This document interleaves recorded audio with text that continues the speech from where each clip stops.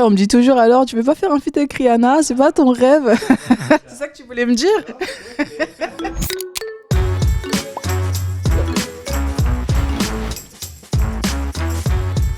Je l'ai savouré, mais avec du recul. J'avais la tête dans le guidon, j'étais en plein dedans, quoi. Non, du tout. Bah, récemment, il a été diamant, grande surprise, hein. Très grande surprise et très, très fière. Franchement, dinguerie. Je me dis juste waouh, genre j'hallucine en fait. Genre c'est moi qui fais danser ces stars-là que je regardais quand moi j'avais 10 ans. Je peux me la péter un petit peu.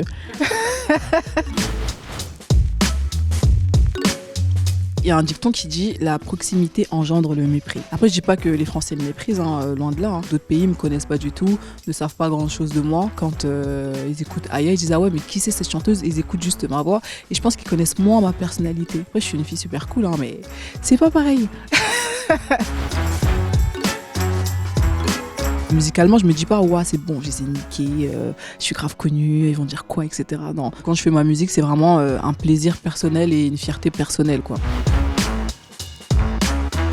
Ouais, ça met la pression. Après, je relativise à fond parce que je me dis quand même que les gens m'écoutent par rapport à ma voix. Il faut pas du tout que je commence à me dire oui, j'ai fait Pookie, j'ai fait un Dja et il faut que j'en refasse un. Je pense pas que ce soit possible.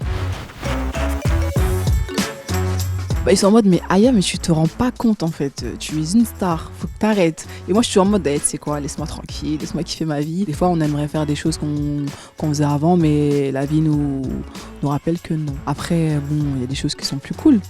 Et on va dire que je vis un peu ma best life. Elle s'en rend pas compte, ma fille elle est encore très petite, elle est encore maternelle. Je pense que les gens doivent lui dire il y a ta maman et on doit la regarder d'une manière spéciale à l'école.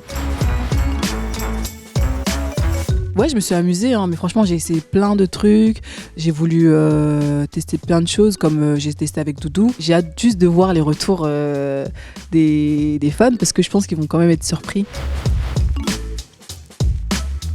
Ah bon?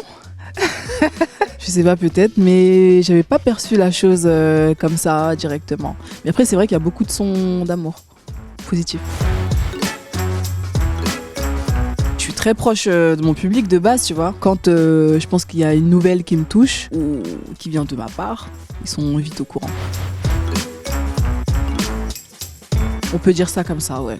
Bah après, j'ai toujours été très crue de ce côté-là, que ce soit Wine Up ou Karma dans le premier album, mais sauf que là, c'est un peu plus assumé, je pense. C'est plus clair. Je pars du principe où toutes les femmes ont des besoins, ont des envies, et c'est totalement normal, quoi.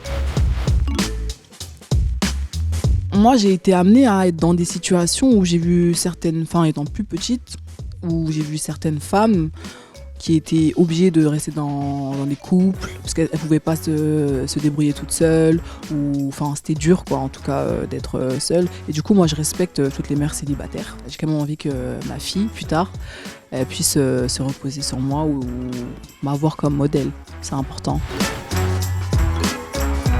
On me dit toujours alors, tu peux pas faire un feat avec Rihanna, c'est pas ton rêve?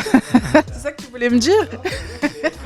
Moi, je sais qu'il y a quelques années, mon rêve, c'était de faire un feat avec une Beyoncé, allez, ou une Lauryn Hill. Mais je sais que Lauryn Hill, elle va me tuer musicalement. Trop de talent. Ah, bien sûr, là, il y a de plus en plus d'artistes féminines. Et franchement, je trouve ça hyper cool. Je me dis, enfin, quoi. Tu vois, en général, quand je vais au studio, je suis limite la seule meuf. Et il faut réussir à s'imposer, à imposer son univers musical. Et pour ça, chapeau.